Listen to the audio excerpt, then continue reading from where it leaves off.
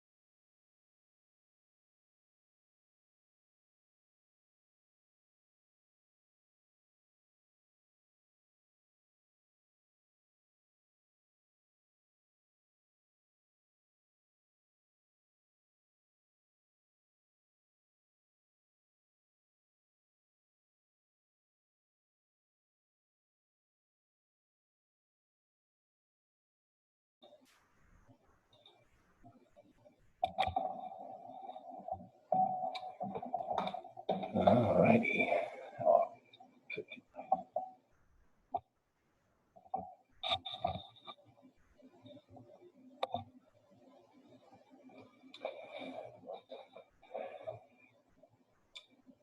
Well, congratulations to the most stalwart members of our class. You've made it all the way to the very last day of the semester.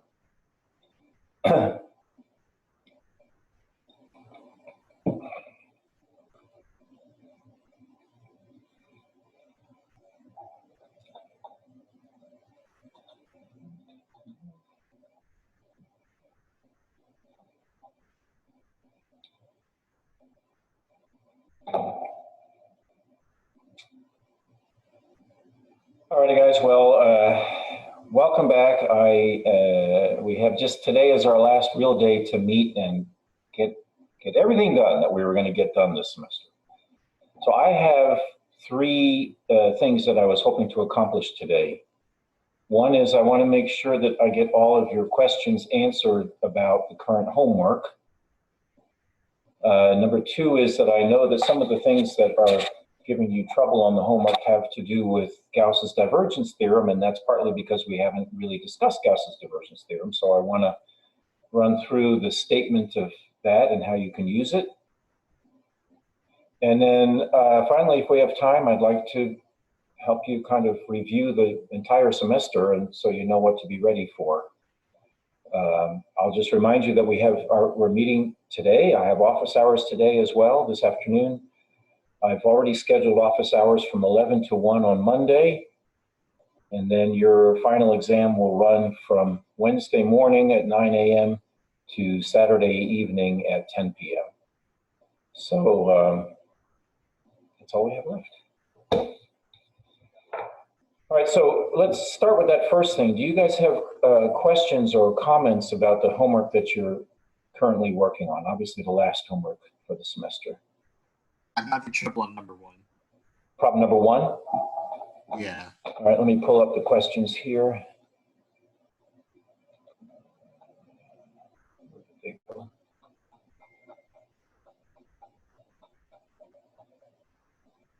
All right, calculate the flux of the vector field through the outwardly oriented open cylinder having a radius of 1. All right. So you should, maybe I'm not sure if I even use the word flux here, but what they're interested in calculating is exactly the kind of thing that I've described before with fishing nets and so on. You have a vector field that's pointing in different directions at different points in space, and what they want you to figure out is like the how much is the contribution of that vector field in each flowing past the surface. The surface has got a well-defined direction at every point. So they're saying it as a word problem, but really in practice it's just asking you to compute a surface integral. So you have two choices. You could go through the process of calculating the magnitude of the vector field at each point, but reducing it by this cosine of theta factor, the one that says how much the vector field is pointing in the appropriate direction to be caught by that surface. And then you would have a scalar valued function which you would integrate over that surface. That's a tin can. It's the label and the top and the bottom of the tin can. Let's see, are the top and bottom included? The open cylinder, I'm sorry, just the label of the tin can. Or you could treat that surface integral in the form of capital F dotted with ds. And in that case, you know that you can save a little bit of time. You don't have to have the magnitudes of the normal vectors. They don't enter into the calculation at all because they end up being in two places that get canceled. So it's a little bit faster to compute this as a surface integral in that form. So I guess I would expect people to do it in that second way. You think you could show us real quickly? Well, yes, but I was going to ask you first how far you got in that process. Did you recognize that what you had to do was to compute a surface integral? Yes, and I tried to calculate the divergence of F because I thought that's what I read in my notes. Yet I kept getting slightly different answers. No. the use of the divergence implies that you have in mind to use Gauss's divergence theorem, which is a good theorem, and that's exactly the one that I wanted to talk about. There is a very similar problem later in the homework set. It's problem number 12, if I remember correctly. And that one is best done with the divergence. But there's a difference there. That problem includes the top and the bottom of the tin can, whereas this one is only the label around the outside. So you can't, I mean, you could, but you'd have extra work to do if you tried to use the divergence theorem on this problem. And exactly the reason why is that the divergence theorem would require that you have the entire boundary. Let me turn that clock off here.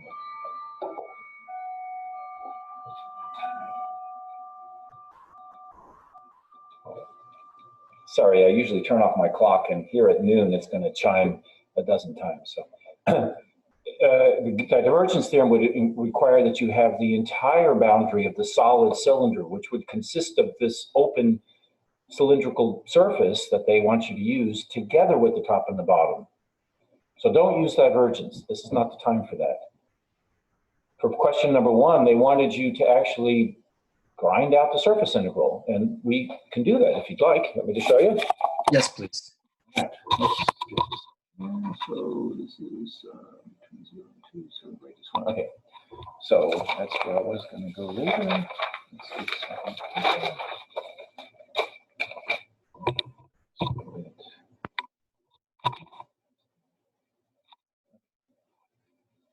So here you go. I need, first of all, to recognize the surface over which we're doing this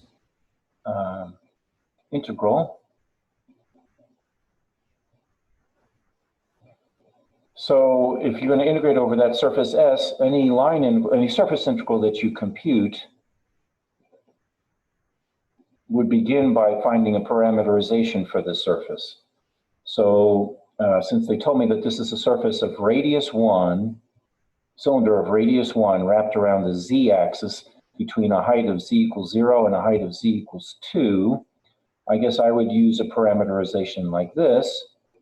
I guess I'd usually call that a t. T of u comma v would be my x-coordinate and my y-coordinate need to lie on a circle of radius 1, and then, I'm sorry, a circle of radius 1. I don't need that. And then the z-coordinate can just independently vary from 0 to 2. So my pairs of u's and v's, I got my u's and v's backwards from the way I intended to do it, but that's okay. V is going to be, v comes from the interval from 0 to 2 pi. All right, so I will need this parameterization. I've got it. You know that one of the things I'm going to do with it is compute that tu cross tv thing. So let's get the whole derivative here, differentiating the 3 component functions with respect to u and v. I guess I can do the derivatives with respect to u very easily. And the derivatives with respect to v are not hard. So those 2 columns are the t sub u and the t sub v. I mostly need this to get the cross product, the tu cross tv, because that will give me a vector that's normal to the surface. Sorry about the washout. All right, when I take the cross product, I get, I'll get a 1. Let's see, first it's, so that's minus cosine of v, and then plus sine of v. Hey, that TV should end with 0, shouldn't it? Not a 1. Correct. Does that make a difference so far? No. Okay. Yes, thank you for telling me, because now the third one will be 0.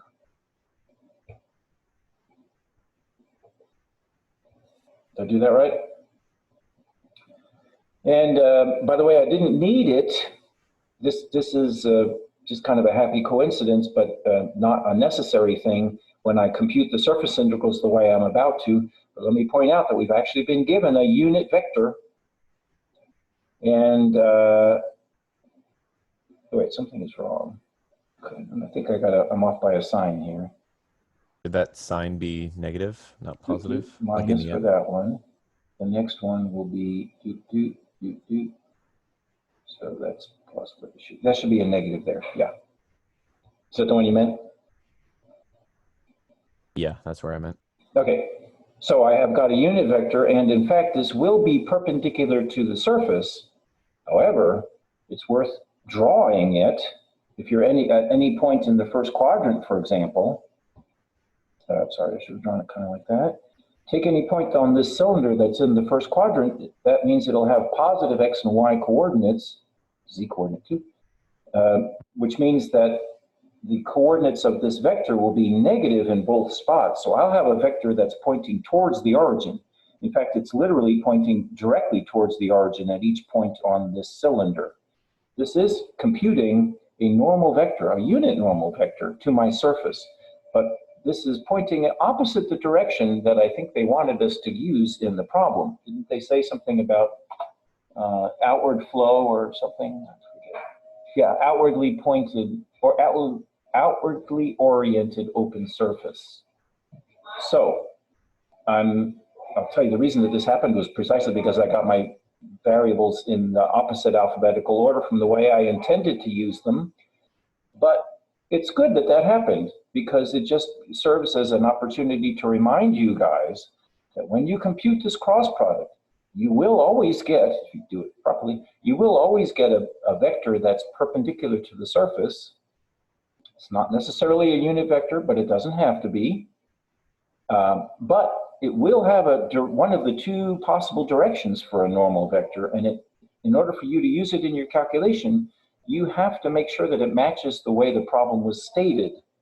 Okay, mathematically speaking, there's nothing wrong with what I would compute if I threw this in, but if I'm trying to do these calculations in service to a physics problem, you know, you have to match what it is you're really trying to compute. So in this case, I would say, oh yes, maybe we should go back and switch the roles of U and V or something like that in such a way as to get the signs oriented properly. Or I will just say that if I leave this with the inwardly pointing normal, then I'm computing exactly the negative of what I intended to compute. Okay, so I'll plow through with this choice of a TU cross TV. I'll keep my parameterization untouched, but I'll know at the very end that I will have computed the negative of the thing that I was supposed to compute. All right, so now let's finish the rest of it. The whole point is to use the parameterization to rewrite this as an integral or just using U's and V's. So I have to replace my surface with the range of my parameter space. So the U's come from that interval and the V's come from this interval. So my pairs come from a rectangle. The vector field that I'm computing with, I never wrote it down actually. Where did it go? And you guys may have different numbers and formulas. What I was given was that the capital F was this vector field.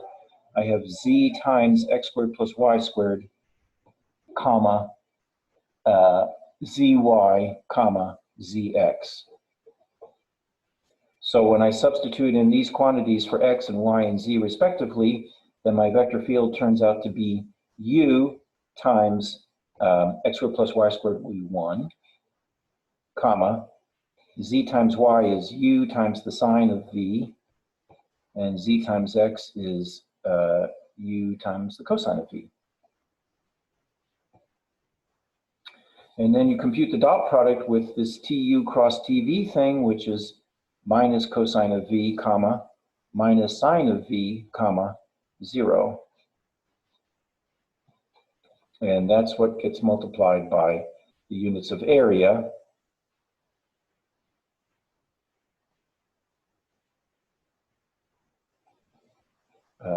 Which is du dv.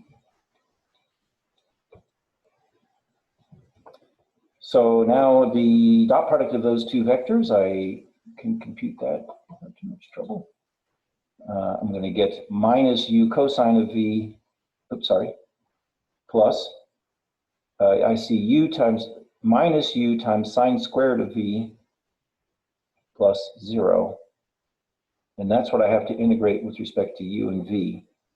And since I'm integrating over a rectangle, I'll use Fubini's theorem. I seem to have u on the inside and v on the outside, so I'll keep it that way.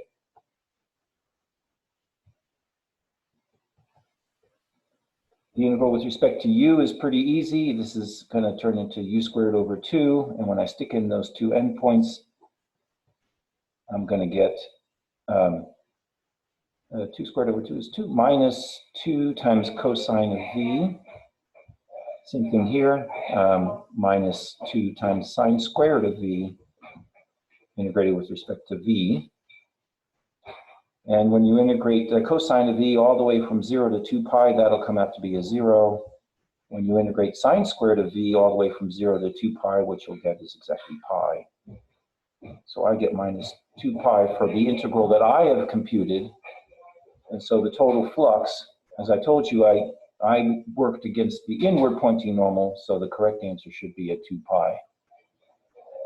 You may have different numbers in your problem, but these are the numbers that I had for my vector field.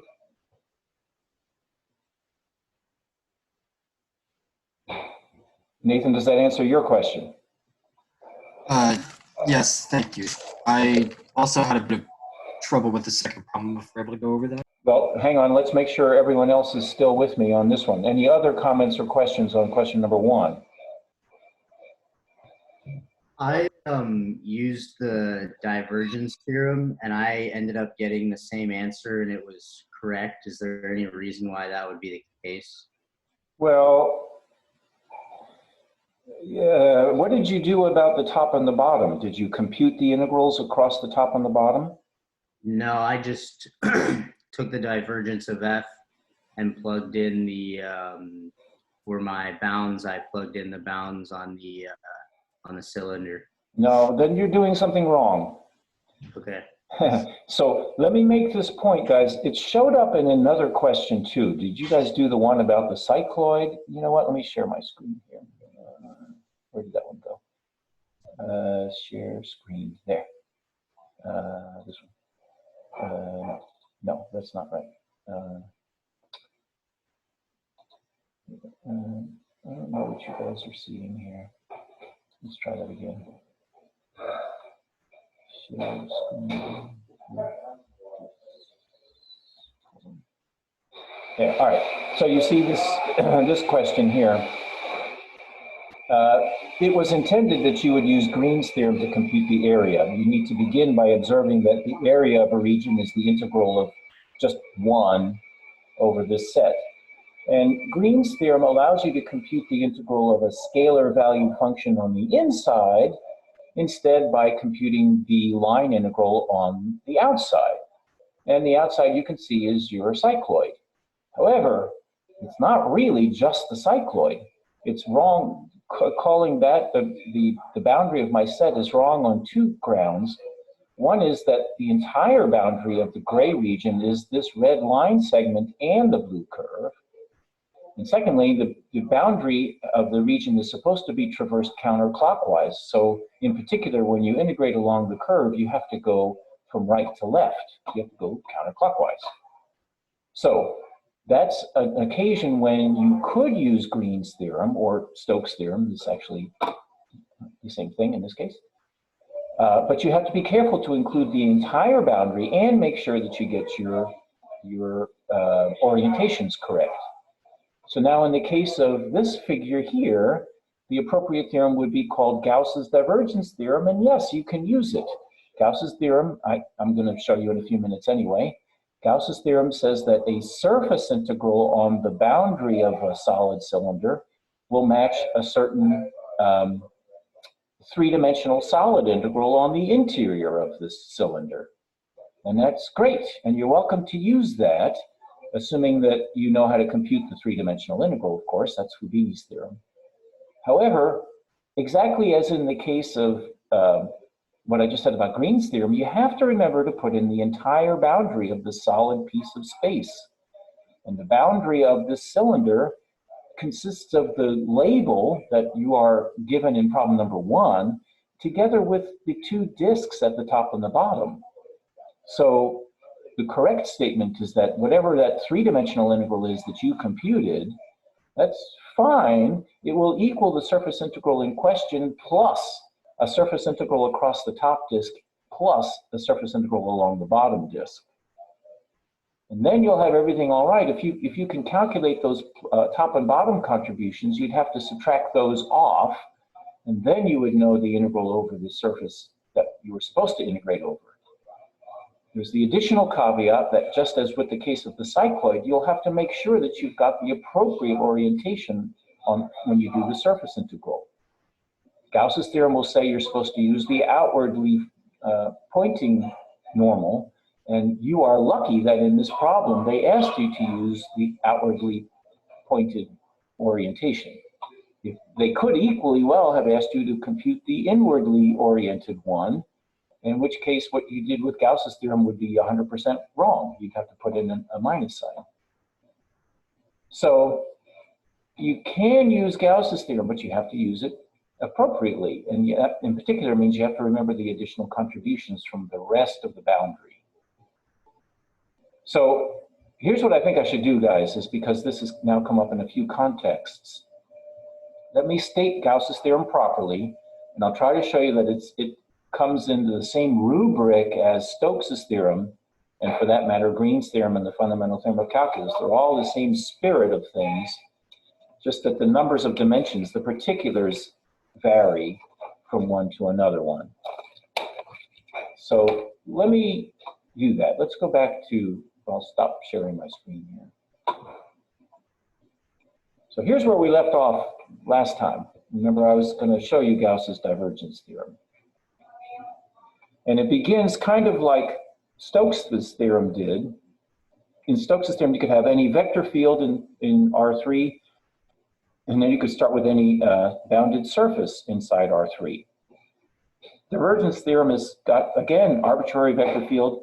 This time you're going to start off with any arbitrary three-dimensional chunk of space, like, for example, a solid cylinder. But I want to emphasize that it's supposed to be a solid, you know, something that, not just the metal of a tin can, but the soup that's on the inside of the tin can. And then, when you have those two sort of arbitrary components to the problem, and I put any in quotes because there are some technical hypotheses in the theorem, every theorem, of course, and I'm not going to bother you guys with those. But then once you have those, Gauss's theorem, like all of our other theorems, will tell you that two integrals will be equal. They will be two integrals that are computed in different dimensions, up and down by 1. In this case, you're sort of one step up from Stokes's theorem. It's no longer a 1 and a 2-dimensional integral, a curve and a surface. Now it's a 2-dimensional integral and a 3-dimensional integral, a surface integral and a 3D integral. So your completely arbitrary chunk of space shows up over here for your 3-dimensional region of integration. Over here, you need a 2-dimensional region, a surface to integrate over, and the correct surface would be, you need to use the entire surface of the 3-dimensional set. And moreover, to compute a surface integral, you need an orientation. So the orientation that you're supposed to put on it, if you want the theorem to hold, is you use the outward orientation. You also have to integrate something. You need an integrand. And here you can, on the left-hand side is where you can put that arbitrary vector field, just like Stokes's theorem.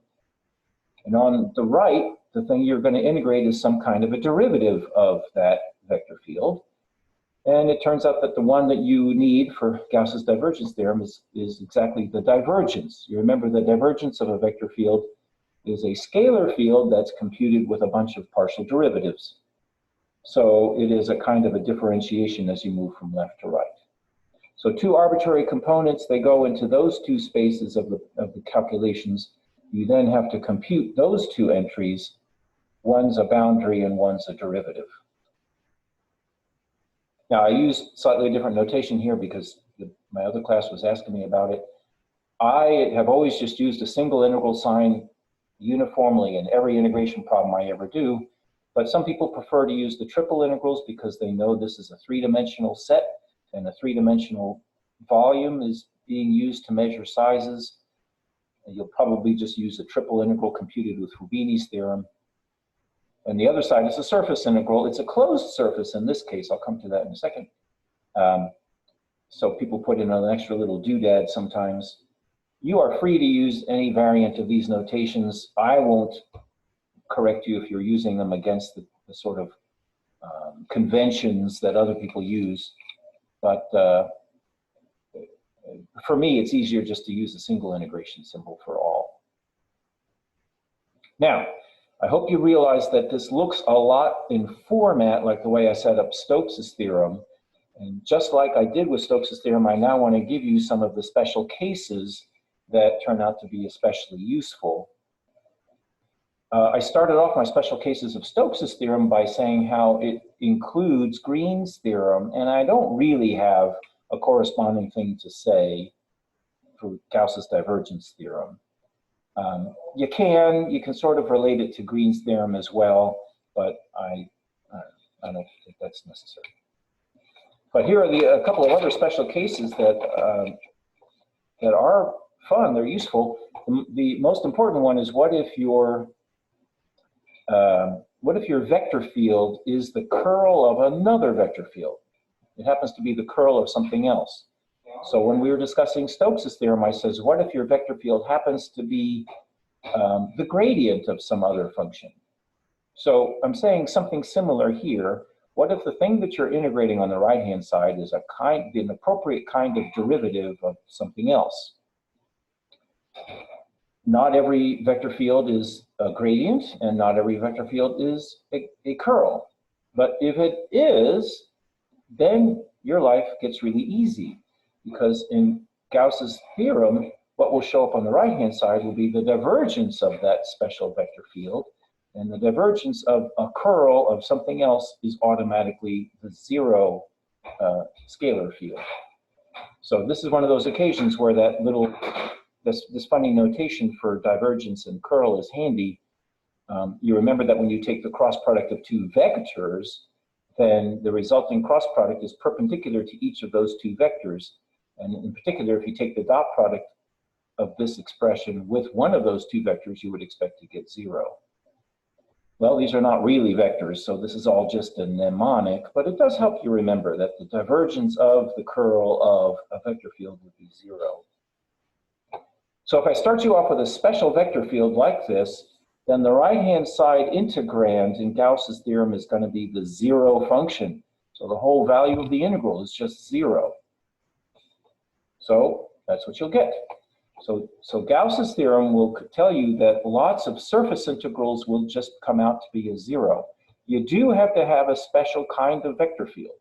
This doesn't make every surface integral into a 0. And you do have to have a special kind of a surface as well. Your surface has to be the entire boundary of a three-dimensional object. So in the case of M being a solid cylinder, the capital S would have to be both the cylindrical label and the top and the bottom of the tin can. But, you know, if it is, then just integrate away. You'll get a 0 if your vector field is that special. Now, I said this kind of thing for Stokes' theorem, and then I relaxed it a little bit, and I said, yeah, you know, your surface, sorry, your curve in the case of Stokes' theorem, it didn't always have to be the boundary of some surface. I pointed out that you could use Stokes' theorem to compute line integrals even without having a closed curve, at least if you kept this condition about your vector fields being special. I said, if you had two closed curves that had the same beginning and ending points, excuse me, two curves that have the same beginning and ending point, then the two line integrals would be equal if you had a condition on the vector field. There's a similar thing to say now for Gauss's theorem. If you give me two surfaces that have the same boundary, then these two surface integrals will be equal. Again, I still have to have a special vector field, but this will be true, that the integral over the first surface will match the integral over the second surface if those two surfaces have the same boundary. And the reasoning is that if you take one of them minus the other one, you know, in other words, move this thing to the left-hand side, you'll get 0 because one of these surface integrals minus the other surface integral would be the surface integral of the union of the two surfaces, where if you do a subtraction of the two surface integrals, you will get a line integral along one edge and a line integral along the other edge, but if they are the same, if those two surfaces have the same boundary, then those two intermediate ones will cancel each other out. So you'll just have the surface integral over the union, and then from the previous line, that will tell me that that interval will be a 0. Now, I just want to pause a little bit and make sure you understand what I'm saying here. I drew a picture where I've drawn the northern and southern hemispheres of a sphere, and I've indicated the equator as being the boundary of both of them. Ordinarily, you think about the sphere as having a consistent outwardly facing boundary. That's exactly normal vector. That's exactly what Gauss's theorem tells you should use, is always use the outward facing normal vector. If you do that, then you'll have a surface which has a boundary of its own. Both the northern hemisphere and the southern hemisphere would have orientations. They would have normal vectors picked out for you. And they both have the equator as their boundary, their physical boundary. But the boundary has to get oriented, right? They're all of these, when I say you have to have the same boundary in order to get the integrals to cancel, those boundary integrals would have to be the same. And that requires that you walk in the appropriate direction along the boundary. So we went through this exercise last time with Stokes's theorem. You're supposed to stand with your feet on the surface and your head at the arrow, and then position yourself on the boundary and spin around if necessary so that your left hand is dragging on the surface. And I think if you can visualize doing that in my little picture, you would see that the person would now be facing in that direction. So they would be walking, in this case, from west to east along the equator. Now, if you stuck with the outward facing normal vector on the other hemisphere, on the southern hemisphere, I've turned things around with Australia on the top now. The Aussies like it that way anyway. Then you'll go through the same configuration. A person would want to stand on the surface of the earth, their head is in the clouds, their left hand is supposed to drag along the surface as they stand on the equator. So their left hand has to be pointing south to touch the southern hemisphere, and then as they walk along the equator, I invite you to grab a globe. You would at that point be walking from east to west. You're not used to seeing the globe this way because you don't live in Australia, but let me turn it around and you'll see that it goes from east to west. So in this case, the two boundaries of these two surfaces are not oriented the same way.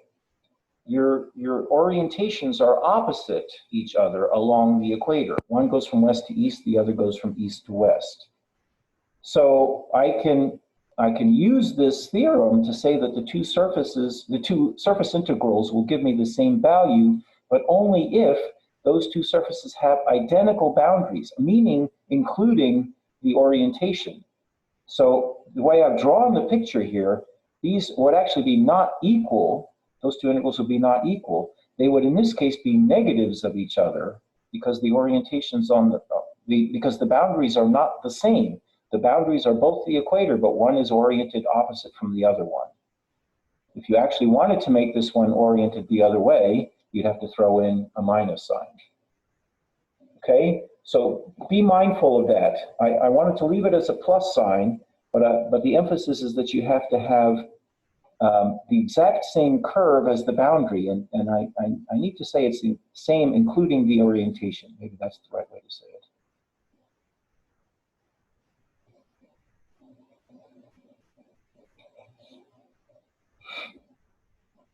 Okay, so here I said something in the special case where your surface was the boundary of a solid object. And I also had the condition of having your vector field be special. It had to be the curl of something. And now I've relaxed the first of those two conditions. I'm telling you that you can use divergence theorem to your advantage. You still have to have this vector field be special, but as long as the vector field is special, you can replace the surface that you're integrating over with a different surface, any other surface that has the same boundary, including the orientation. And that's quite convenient. So in the case of the open cylinder that we had in the first homework problem, that would mean that you could either integrate along the label of the can, or you could integrate along the top and bottom discs, two separate surface integrals over those two discs. Professor? And, yes, go ahead. Do the two surfaces need to have also the same shape? No, they do not. In the case that I was just describing, the label of the can is it's one connected thing, whereas the other surface is the top and bottom two discs. It's not even a connected set. It's got two different components, and that's perfectly all right. So you have a lot of liberty here. This is really a very useful thing about, well, the same is true for Stokes' theorem, right? I said if you were given a curve, you had to compute a line integral, you could replace that curve with any other curve that joined the same 2 points, any other curve that had the identical boundary. And just as I was making a big deal about the plus and minus signs in here, you again had to choose a curve that started where the previous one started and ended where the previous one ended. In other words, the two curves had to have the same boundary, including the orientation on the boundary, which one was the plus and which one was the minus. But the two curves didn't have to look anything alike. And in this case, no, the two surfaces don't have to look anything alike. Because it's really this theorem on the previous stage. All I did was I took the boundary of a 3D solid and I split it however I want it, like any solid, and split it any way you like into a couple of parts. Then the integral over all of the parts put together will be a 0. And so if there were just two parts, well, then one of them is going to be the negative of the other. And change the orientation if you wish, and the two integrals will be equal. So no, there doesn't have to be any connection between the two surfaces, except they have to have the same boundary. Now, everything that I've said for the last 5 minutes has been under this premise that you had a very special kind of vector field. So don't get carried away there. Even this path independence we had for line integrals, you knew that that was only going to be true for vector fields that happen to be the gradient of something else. But I gave you a way out in Stokes' theorem for when that wasn't the case, and I'll say the same thing here. You can really have any vector field you want. You don't have to have this condition. But then if you give me two surfaces that have identical boundaries, well, you can go ahead and switch. Instead of computing your surface integral over the first surface, compute your surface integral over the second surface. And you'll get equal values, but only after you put in this correction term. And the correction term is exactly the stuff that showed up on the right-hand side of Gauss's theorem. So in the same sense that I moved this to the left-hand side to get something that would be equal to 0, in this statement here, just move this stuff over to the left-hand side and you'll see, oh, you're just restating Gauss's theorem, that the surface integral would be equal to the volume integral. So this is kind of why I asked when somebody said they wanted to use the divergence theorem for question number 1. That's absolutely correct. You could do it. Question number 1 asked you to compute a surface integral. It was not a special vector field. It was not a special surface. You could compute that integral, that surface integral, by doing two things. You could go ahead and you can compute the divergence of the vector field and integrate that over the interior of the tin can. And that's a Fubini's theorem kind of thing. Maybe you would use cylindrical coordinates and make it a change of variable kind of thing. Fine, that's a 3D integral. But you must also put in this other correction factor that says, oh yes, that's in addition to, I have to have another surface that has the same boundary as my surface. And where did my, here, when we drew it, the surface they asked you to integrate over was the label of the tin can, that label has an edge that consists of these two loops. So I need to have another surface that has those two loops as its boundary. And my suggestion is to use this, the top of the tin can and the bottom of the tin can, because that would be two disks and their boundary together would be the two circles. Now, of course, you have to do the game, the orientation game with somebody walking around. They said we're supposed to be using the outward normal on the label of the tin can.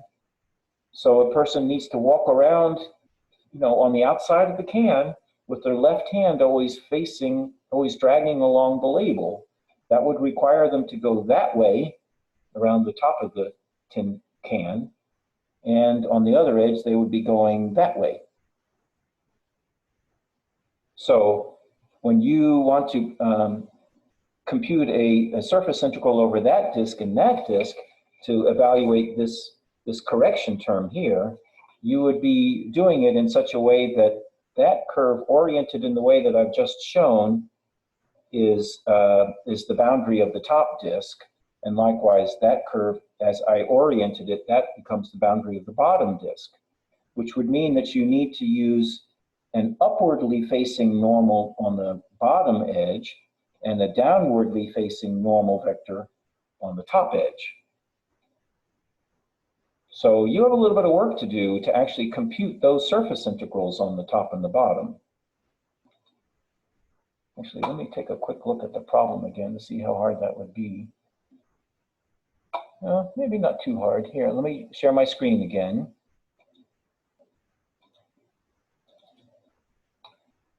All right, so along the top, you'd have to integrate along the top disk and compute the surface integral of this vector field on the top. Now, you could do that with the t sub u and t sub v thing, but maybe it's faster in this case since I know what my normal vector, my unit normal vector in this case is exactly the vector 0, 0, -1. That is a unit vector. It's perpendicular to this flat disk, and it points in the direction that I just decided it needed to point, which is downward on the top disk. So you would integrate the scalar valued function that's this vector field dotted with 0, 0, -1. So the function you're integrating is just the function -zx. And you're doing it on a set of points where the z coordinate is always equal to 2. So the function you're integrating is just -2x. And you need to integrate the function -2x on this top disk. Well, I can see what's going to happen. You have in this picture just as many positive x coordinates as you have negative x coordinates. So the integral of the function -2x will just be 0. Now on the bottom, you have to do something similar. The integral on the bottom disk, you're supposed to take the dot product of this vector field with the unit normal vector that applied in this case, which is the vector 0, 0, +1. So the dot product now is the scalar valued function z times x. But of course, on the bottom of the tin can, the function, the coordinate z is always equal to 0. So your integrand is 0, and therefore the integral is 0. So wow, did you get lucky? Because in this situation here, we discovered that the integral of the f dot ds on the top was equal to 0, and on the bottom, we already had that f dot the unit normal vector, that already was just the number 0, and so of course the integral of it was also 0. So going back to this stuff, if you wanted, you could compute the integral over the label by computing this integral over the interior, and then you would have to add in the integrals of the top and the bottom, but both of those turned out to be a 0. So if you forgot the top and the bottom, you got the right answer by accident. I don't want you guys to do the wrong integral in a case where you won't win by accident. I don't want you to forget this thing.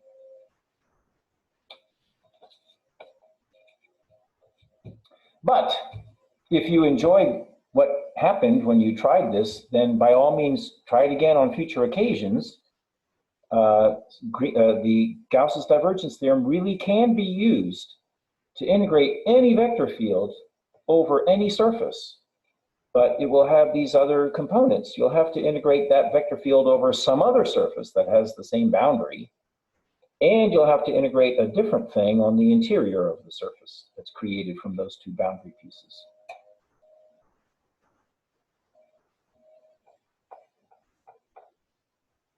All right, listen, I'm kind of out of time. These were good discussions of Gauss's divergence theorem.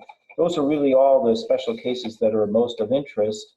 I did want to kind of summarize the connection between these theorems. I thought I did it on one of the sheets of paper. Yeah, here. Just for a quick look, we've now given you many theorems that say that two things are equal, and one integral is equal to another one. In every one of these cases, there's a smaller dimension and a bigger dimension. They're off by one. And integrals from the two different dimensions will be equal. And in every case, you can have any higher dimensional object on the right-hand side, but its boundary has to be the thing you're integrating over on the left-hand side. And you can have any integrand on the left-hand side, but what shows up on the right-hand side has to be some sort of derivative of it. So the one we did today was Gauss's theorem. The kind of differentiation we needed in this case was the divergence. Then that will link a three-dimensional integral to a two-dimensional integral. Stokes's theorem and Green's theorem as well, these link two-dimensional integrals to one-dimensional integrals. You have a surface integral on this side and a line integral on that side. So you can have any surface you want, but you'll have only its boundary over here. That'll be a closed curve. It won't have a boundary of its own. And the same thing I should have said here, a closed surface, the surface of a solid, becomes a surface that has no boundary of its own. The boundary of the boundary is always empty. But anyway, those were Green's theorem and Stokes' theorem, and I've tried to emphasize that even the fundamental theorem of calculus can be thought of in this way. You can have any one-dimensional interval here, as long as you put its boundary on the other side, and the boundary of an interval is only 2 points. An interval is oriented. Usually we choose to go from left to right, but you know, when people decide to swap the limits of integration, that's okay. They're just telling us to traverse an interval from right to left, in which case then you determine one of these things to be the +1 and the other is the -1. So that's the orientation on the boundary of the interval.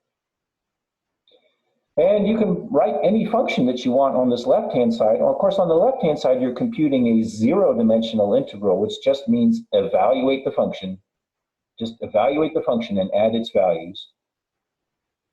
What shows up on the other side of the fundamental theorem of calculus is, as with these other things, a kind of derivative. Well, there's only one derivative to compute. So you compute the derivative of the function, and if somebody asks you to integrate that function over an interval, you know that you just evaluate the function capital F at the two endpoints and subtract. So in Calc 1 and Calc 2, we spent a lot of time helping you realize how every function has an antiderivative. Every function is special. Every function can be written as the derivative of something else. Maybe not something else that you have language for, but there is a function that will be this guy's derivative, antiderivative. In these two theorems, we don't get so lucky. Whatever vector field you have here, it's not necessarily the curl of anything. There's not necessarily a way to go backwards. And in Gauss's theorem, whatever scalar valued function you have over here, it's not necessarily true that you'd be able to find a function f, a vector field f whose divergence is the thing that you were given on that side. I mean, I guess there is one, but it's not obvious how you would find it. So anyway, all of these theorems fit into a pattern. The general pattern is also called Stokes's theorem. It's very elegant when you set it up in the right language. It takes a good long time to get the language and feel comfortable with it. In the right setting, this is how all of those theorems can be written. You put an oriented manifold on this side, and its oriented boundary goes on that side. you put any differential form on this side, and its differential or derivative goes on this side. There's a language for evaluating these derivatives. It's all kind of cute, actually, in the right framework. It's very simple. In most semesters, I would have included that as our last topic because it's the last section of the book. But I'm going to have to let you guys off the hook on that one. I don't see how we'll. I can't put it on the final because we didn't have that time to do it justice. All right. I think I've said everything I want to say about Gauss's theorem. Do you have any questions on that? All right, then that concludes what I wanted to say about all the theorems in chapter 8. Any questions about any of those and how they're linked? Yeah, I have one. Go ahead. So the difference between Green's theorem and Stokes' theorem is that in Green's theorem, the surface is embedded in R2, but in Stokes' theorem, it's in R3. That's correct. Also, it's true that in Green's theorem, you're assuming that the vector field only has X and Y components. Yeah. But yes, Green's theorem is completely just a special case of Stokes' theorem. Okay. Thank you. Good question. All right, guys, that's kind of everything that I wanted to do with you this semester. We got a little time shortened because of the stupid virus, but we managed to pretty well get through the rest of the book. Do you have any questions about any of the topics that we did all semester long? I have kind of a, oh, go ahead. You can go ahead, Eric. I had kind of a general question, hoping that you can discuss DS and like what exactly it is, because I know there's different cases to replace DS with, depending on which theorem you use. Well, so first of all, I don't know whether you're speaking in uppercase or lowercase. Wait, there's a difference? Yes, you see the lowercase on curves and uppercase on surfaces. I've tried to make them smaller and bigger. I can't do it so well by hand, but in the book, they're pretty careful to use a lowercase s on curves and an uppercase s on surfaces. And the short answer is that in lowercase, the little ds always means you take the unit tangent vector, and I wrote that as a u all the time, times an increment of length. And in uppercase, it's synonymous with taking a unit normal vector times an increment of area. Now, of course, these are only useful in the context of computing integrals. So when you saw f dot ds like this, that's a lowercase s, that meant you had a vector field, you would compute its dot product with the unit tangent vector. Now you have a number, and you go bit by bit around the length of the curve, measuring lengths of pieces times that number. On the other case, on surfaces, now this meant you took your vector field and looked at the portion of it in the normal direction. That's a number. And now you take your surface and chop it into bits, and you multiply the area of each little bit times whatever that number is. So you see, we don't really think of these things in isolation, but they make a little more sense with the capital F next to them, the vector field F next to them. As soon as you put in a capital F and a dot on both sides, then these equations make a little more sense. But this is the short answer to your question. Gotcha. And in the spirit of short answers, Nathan, is your question going to allow me a short answer? Probably not. It has to do with question 2. All right, I'll tell you what, guys. Let's finish this class today now, and then I'll switch to office hours. And so for the next hour, we can puzzle these things out a little bit more. I'll be back at 3 if you'd like. And then office hours on Monday as well. But apart from that, I think I will thank you guys all. The deans are asking us to remind students to fill in the course evaluations. And I guess I'll go along with that too. Thanks, you all. Dr. Russell. Yep, and I guess I will see you, well, and maybe I will never see you again, but thank you all for being part of the course. Thank you. Thank you.